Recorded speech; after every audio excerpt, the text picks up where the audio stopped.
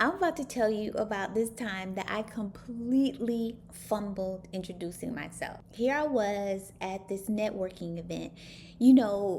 This is the kind where everybody's holding their little mocktail and they're making their little polite small talk, and then someone comes up behind you.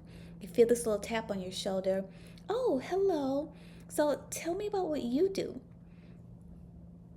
I froze, okay? I mean, when I tell you I froze, I mean that I said words, but they were like all over the place. It was like they were floating in the air, and I was just trying to grab them. And I probably mumbled something like, "Oh, I'm in communications, but I also coach." And there were a lot of ums, let me tell you. So I could literally see the light leave that person's eyes. They were like, "Oh God, I stopped and I talked to the wrong person." And honestly, that was it for them. Conversation over. It was a wrap. They smiled at me, nice and polite, and they just shook my hand and said, "It's nice to meet you." And they walked away. In that moment, it stuck with me for so long because I knew that I was so much more than this jumbled sentence, but I had not figured out how to package it yet. So, if you've ever been in that same situation, which a lot of times a lot of us have, where you know that you are absolutely amazing at what you do, but completely choking.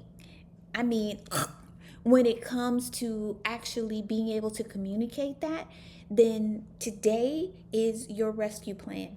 We're going to talk about how to craft what I call your humble brag bio. It's a short, clear, confident way to introduce yourself so that the right people instantly see your value. If you are a woman in your 40s, 50s, 60s, and beyond, the likelihood that you grew up being told, "Don't brag about yourself, let your work speak for itself, stay humble," is pretty high. And while that advice might have kept us polite, it also kept us invisible. Because in the business world, if people can't clearly understand what you do and why they should care, they're going to keep scrolling, they're going to keep walking, they're going to smile at you politely and say, "Nice to meet you," and then they're going to go about hiring someone else. So, telling people who you are, what you do, this is not arrogance. This is about alignment.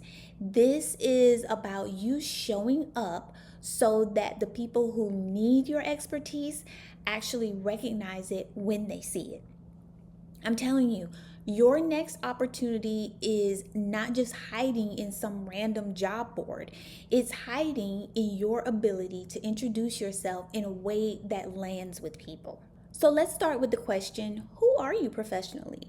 And no, I'm not asking for you to tell me about your old job title or the role that you had back in 2010. I'm talking about clear positioning, right? That's when people can hear your name or read your bio and instantly think, "Oh, well, she's the one that does XYZ."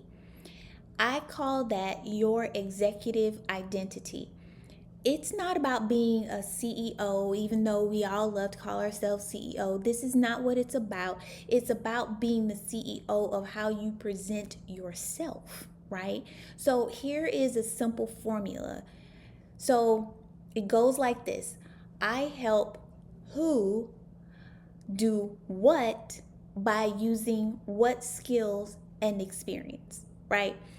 So again, I help who do what by using what skills and or experience. Okay, so let me use it in a sentence so that you can hear how it actually sounds. So I help Purpose-driven women over 40 turn their earned and learned experience into profitable income streams by using storytelling, business strategy, and digital tools. See how that comes off? See how that flows? So, this is your foundation. It's not just what you do, it's the impact that you create. Now, here comes the fun part. Let's actually build this thing together. So, I want you to grab your notes app or your notebook or whatever you like to do, journal, whatever, because I want you to write down 5 things. The first one is your professional label. This is not your dusty old job title. This is your brand role, right? Think about that differently. Not a job title, but your brand role, your personal brand role, how you think of yourself. Something like business messaging coach or income strategist for midlife women, which is me, and wellness educator for corporate teams, or virtual assistant for busy founders.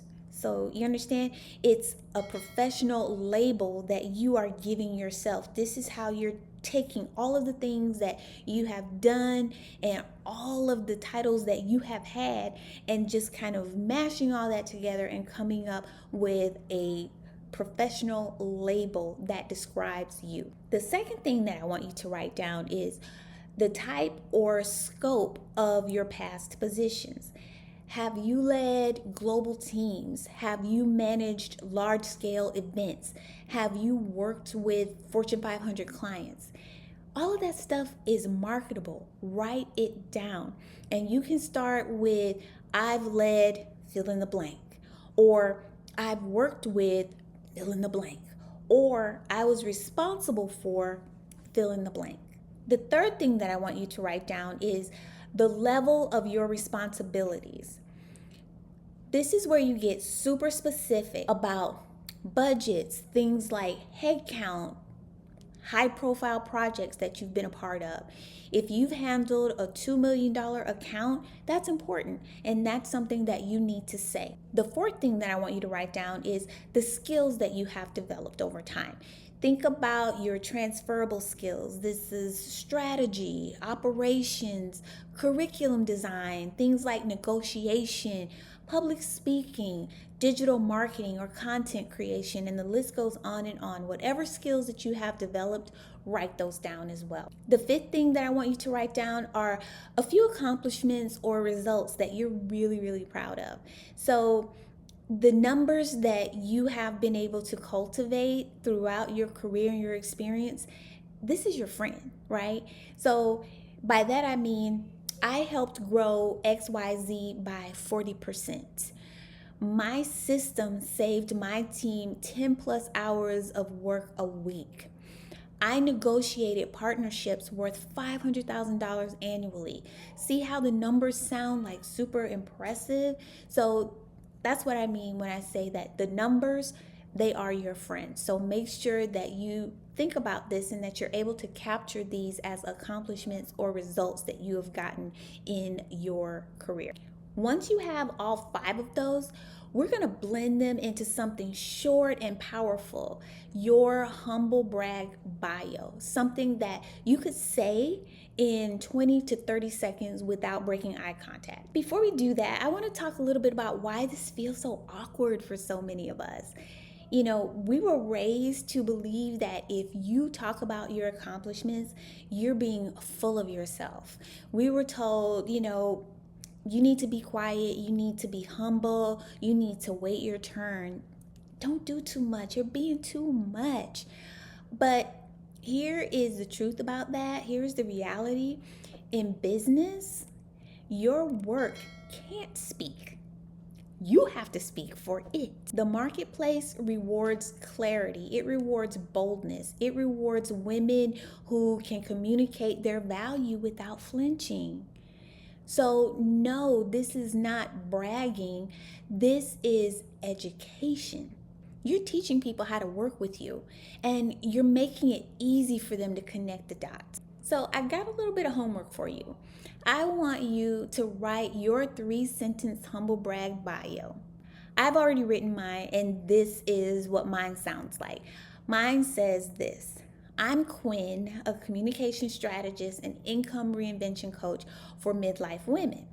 I help women over 40 monetize what they know by turning their skills into digital products, events, and evergreen income streams. I've hosted conferences, built communities, and now teach women how to build wealth without burnout. If you want feedback on yours, I would encourage you to go to my school community, More Life and Midlife, and post it there. We're doing this kind of work every single day, and we're using them to actually start getting clients and other opportunities. I'll leave a link in the description below, and it's free to join. Just come on in. If there's one thing that I want you to remember, it's this. You are not just what you've done, you are what you've learned, what you've survived, and what you've built. And all of that has value. And so do you.